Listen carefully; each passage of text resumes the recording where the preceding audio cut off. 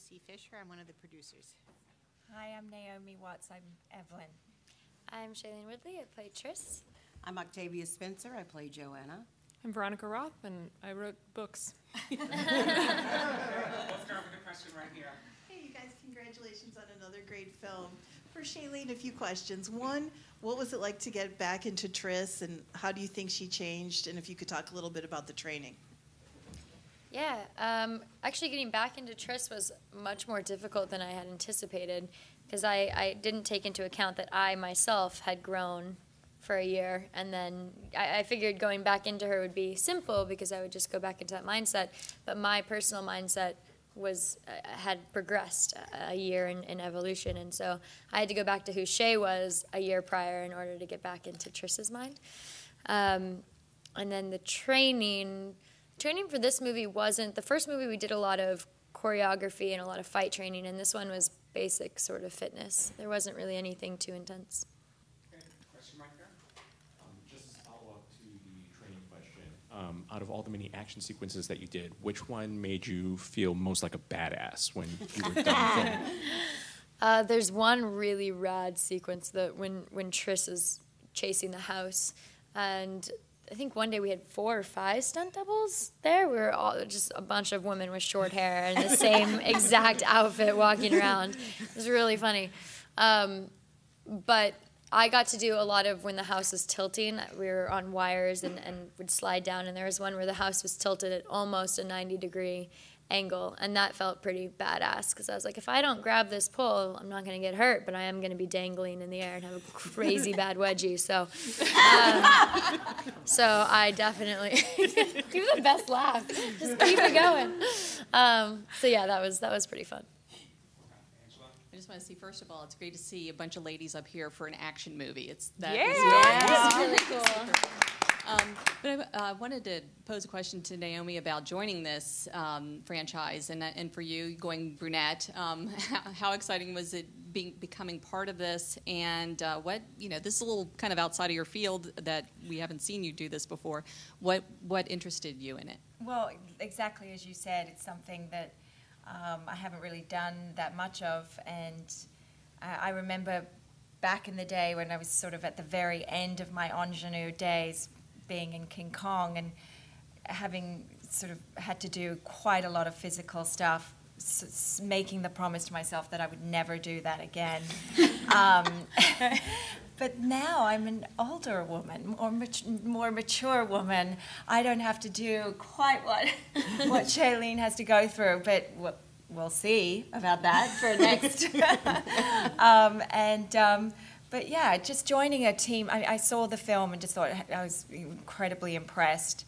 And the sense of adventure and fun, and at the center of it, a great theme, which is this struggle of identity. Who are we when we leave our families? Who do we become? What are we capable of? And that's something that never leaves us. It begins at that point in your life as you leave the nest, and I don't think we stop wanting to explore that question. So that drew me. And then when I arrived on the set, it was a little scary because this was a very well-oiled machine. And I was just wildly impressed with how things were going and how fast they were moving and how disciplined all of these young actors were, and how unified they were. When there's that many people, you can sometimes sense a little, there's a little rivalry here, a few issues there, and they felt very connected and very collaborative, and so it was a great thing to be a part of, to join late in the piece even. First of all, congratulations to all of you. Another amazing job, even more so than the original, I have to say. But I want to ask you, because we're breaking so many glass ceilings here, literally and figuratively, this go-round. Tossing this to Veronica and also to Octavia as part of the more mature generation. And I'm 35. I know. When did 35 become mature? Well, nothing is black or white. Okay. I had to do that for you. So, the importance of breaking glass ceilings on so many levels with this film. How important are the characters, the female characters here, in the grand scheme of film and in the world as a whole? Well, first of all, I think credit goes to Veronica in writing an amazing trilogy and being strong enough and smart enough to draw these characters or write these characters and imbue them with all of these wonderful characteristics that usually aren't ascribed to women. And I think that young women, little girls, need to see that they don't have to be the damsel in distress. They don't have to not show their strength. They don't have to, you know, whatever the stereotype or the tropes that we go to in our minds and socially.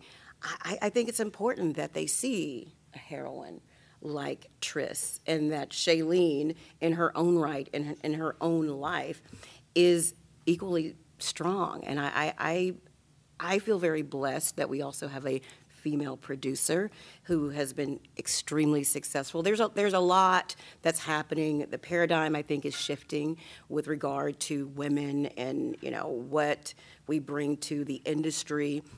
All of these, you know, I don't even know why I'm doing that, because it's not appropriate now. You should go with it. Just the air quotes are really working. But I feel very blessed, and I also grew up never realizing there was a glass ceiling. So when people tell me that there is, I'm like, I don't see one. Oh, let me. So that's just me. Yeah, I mean, well said, all of that. But I think sometimes people try to diminish the importance of seeing yourself reflected in media. I don't think we should do that, because until you see yourself, you know, even if it's just something that you enjoy, you know, it's an action movie, it's like a TV show you really like, or whatever it is. It doesn't have to be like big, deep, and important. For it to be important to you, to see yourself in it, because when you're made the main character of a story, then it doesn't feel like the world doesn't give a crap about you anymore. It feels like you can act in the world, you can do something important and significant. And that's so important, especially for young people to be exposed to see themselves reflected in media. So people from all backgrounds and all different life experiences. So to me, it's just incredibly important to acknowledge that women are not a niche part of the population. We're over half, I think, now. It's like 51% or something like this. It shouldn't be. It feels insane that it's taken so long for there to be like a craving or a desire for female-driven stories in this new way, especially action stories, because it just seems. I mean, women like action movies. I always have. So, yeah. Now we get to just acknowledge this thing that has always existed. Shailene, what is our favorite part about Ford and Triss's relationship, and what do you think how different is from other couples about Triss and Ford's relationship? I've said this many times, but one of the reasons I fell in love so deeply with Divergent originally was the relationship between Triss and Ford, because it was grounded in truth and respect and authenticity, and it wasn't based on surface level physical attraction or infatuation. It was really Triss and Ford equally saw each other as individuals that they were inspired by, individuals that they were intrigued by, curious about. There was a sense of mystique about each of them, and I find it fascinating, and I loved that in Insurgent, their relationship is rocky. It's not 100%. It's not every time they see each other they feel safe and they feel protected and they feel like they're able to be vulnerable. They put up walls against one another, and that happens in partnerships. Everything has an ebb and a flow, and I thought that was one of the smartest things that Veronica could have gifted to the young adult world in a way, because, yes, there are lots of books that do that as well, but this one to have that involved in with an action film or with an action series is quite rare, I found. And so I just think it's great to have a platform for not only young adults but everyone to recognize that relationships can be based in truth and be vulnerable, and at the same time, when your walls go up, just to recognize that you're keeping somebody at arm's length because of your own defenses, not because of anything that they're doing. And that's all defense mechanisms are, is an ability to protect our own inner vulnerabilities. Hi, this question is for Naomi. As a mom to 2 boys, how did that inform your role for this movie? Well, it's hard to imagine that you would abandon your child. So, yeah, very, very hard to reconcile that one. But we know that she was going through something that she felt was life-threatening and a great deal of abuse, and that was a survival choice that she had to make. And I think, of course, she would be filled with regret, and that's what she comes in with the intention to try and resolve that relationship. But perhaps there's something else going on as well. Like, she knows that both of these characters are going to help her achieve things. So it's hard to establish what her motives are in this movie, and we'll obviously explore that more in the next movie. But yeah, I couldn't imagine that anything could be so bad that my children would be left.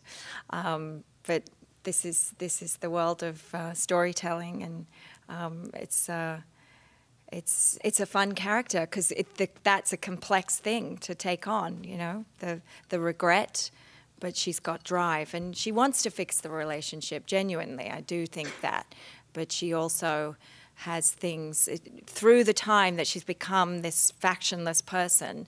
She's strengthened and created this factionless as a powerful force to be reckoned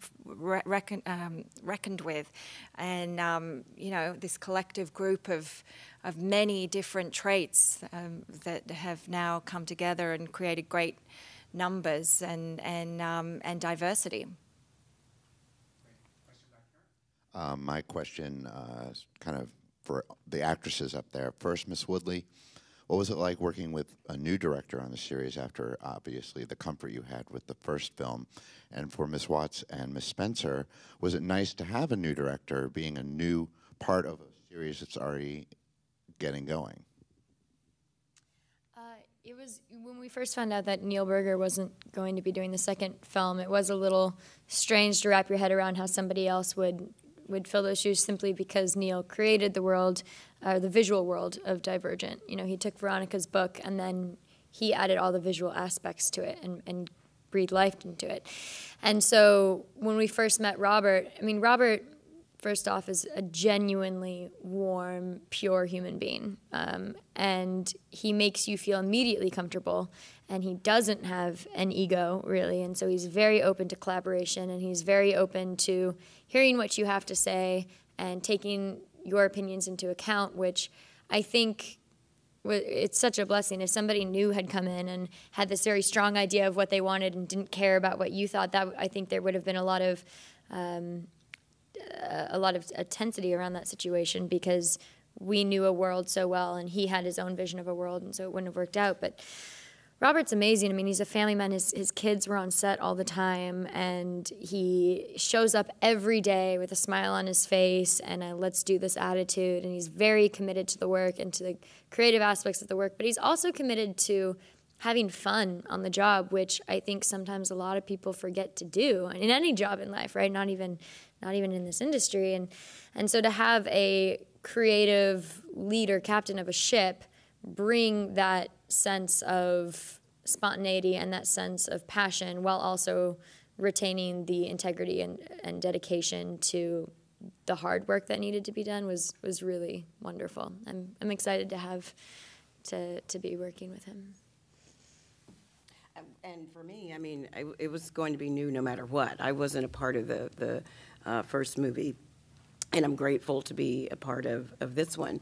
So I was walking into a new situation with a different director. However, I already had a relationship with Doug and Lucy. So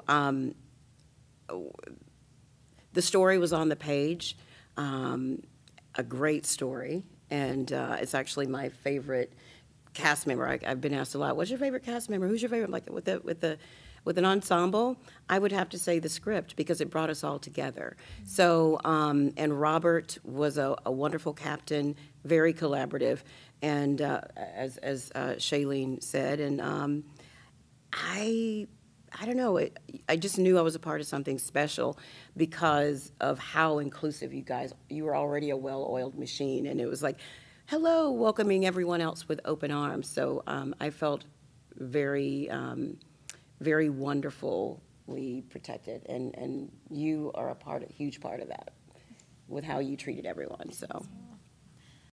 Yeah, I would have to agree with that. I was new no matter what, which is sort of how I go on in every film, but unless you work with the director more than once. But sometimes you arrive late in the process of the filming, and yeah, it does make it a little scary. You're like, oh, they've already got this well-established technique going on, and all the relationships are comfy and cozy, and how do I fit in? And so that can always be a scary first day. But I remember when I first met Shailene, I was just like enveloped in these giant hug, and it felt so warm, and like you said, just relaxed me right away.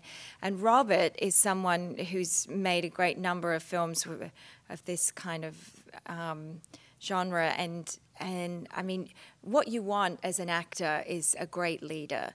I can't bear it when I work with a director who is wishy-washy, who is like, oh, what do you think? Or, what, I want to know what...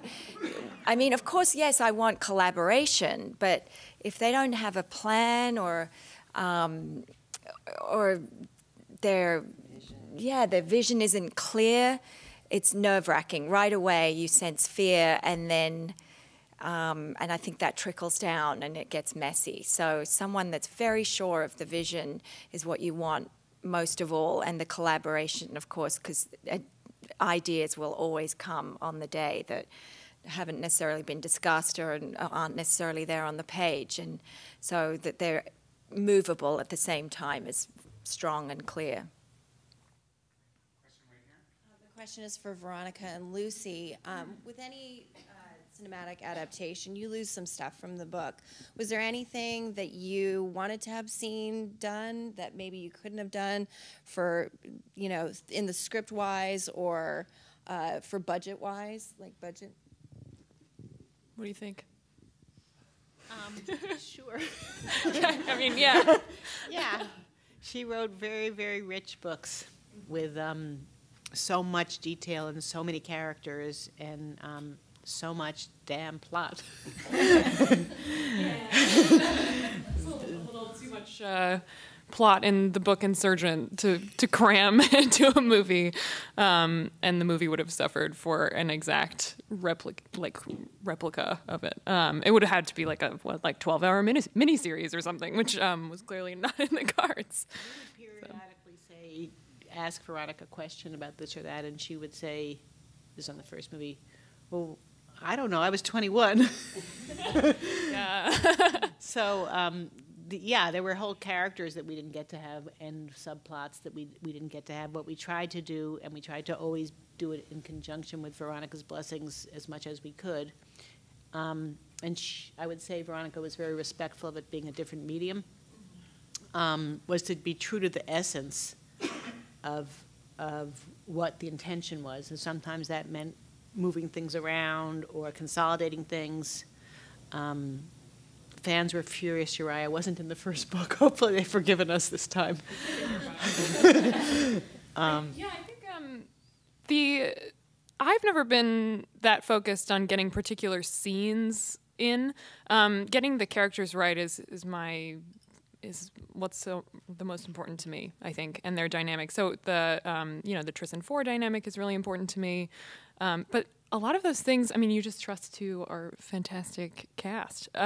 So even when something is written and it's kind of like, well, I don't know how that's going to go, like I'd find that it went just fine because it's kind of up to everyone else at that point, I guess. So to me, watching the changes happen was a little bit like just rediscovering the story, and seeing kind of a reinterpretation of it. So it was very pleasant, and I don't feel like I lost anything that big, I guess. Yeah, I don't know. Question back here. Hi, everyone. This question is for Shailene or anyone else that wants to jump in. I'm the father of an 11-year-old, so we watched the Divergent. We watched Divergent together. So I wanted to ask you all, how have the young girls felt, and is it going to be amplified after Insurgent, because it's more action-packed than the original, more intense, I should say? I don't know. I think I'm really excited to see how young women react to this movie. Tris is still a relatable character, I think. She doesn't become like some kind of badass action hero, in the limiting way that I mean that. She's got a lot of emotional struggles in Insurgent that she works through, and ultimately, I don't know. I don't want to like give things away, but I'm excited in particular about how young women respond to Tris in this movie, because I think it will be a very positive thing. Which is in Insurgent, 3 very strong actresses and very strong characters. Naomi is head of the faction list, and Octavia is head of Amity, and Kate Winslet, who isn't here but is strong and powerful by anybody's definition, head of Erudite, all try to make Tris bend to their will. Each one has a scene in which they try to tell her how they think she should behave, and in each of those scenes and all through the movie, Tris decides to stick to her guns and be herself. I think it's the best message that we could possibly be putting out there. I have 3 daughters myself, and that's certainly what I want for them. So that's a great point. It is a great point. We have time for one more question right here. Awesome film, guys. It blew me away. I wanted to cheer. Usually, these kind of action sci-fi films are affiliated to mostly having a male audience. But there's been like Ripley and Aliens and Princess Leia, and the guys love them. So are you guys? We're hot. Because we're women. Yes, you are. All you guys. So maybe like most of the questions for Veronica and the rest of the cast. Are you guys surprised that so many men have embraced this story, which is kind of like maybe more female-driven? And sci-fi guys too. Yeah. I'm not. I feel like a lot of the times when we talk about this, we don't give men or women enough credit.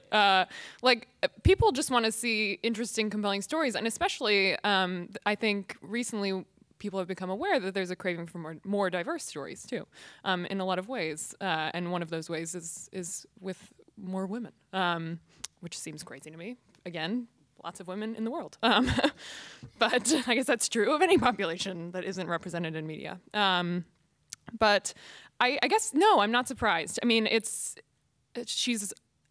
character is not like some kind of emblem for womanhood. She is just a human being who is in a very difficult situation and rises above it. And I think people gravitate toward that kind of thing, whether they're a man or a woman. And I'd also like to say, aside from a wonderful narrative that you wrote, I think Doug and Lucy putting together this cast, I mean, when I saw it, I'm already a fan, okay? So if I'm in the movie and then I'm not a fan of the movie, it would be terrible. But Shay, you and Theo have such amazing chemistry, and you just root for you from the beginning. So I don't know if guys like talking chemistry, I don't know if guys like talking feelings, but you do understand real relationships, and you do understand that it's entertainment, but you also want to walk away from it feeling that not only have you been entertained for an hour or so, or 2 hours, but that you've grown a little bit, and it makes you think, and you take something with you. But I also think a lot of that comes from who you have in your lead, and I think Shailene carries the film beautifully. I think we all add something very unique, and I have to tell you, I love that this is a way that we've never seen you on film. It's amazing. It's really amazing. I'm not kidding when I say I kind of want to see it again, like next week. But I mean, it's fantastic. It's fantastic. But that's what I would add to that male question, and that we're hot. Thank you, everyone. Thank you so much.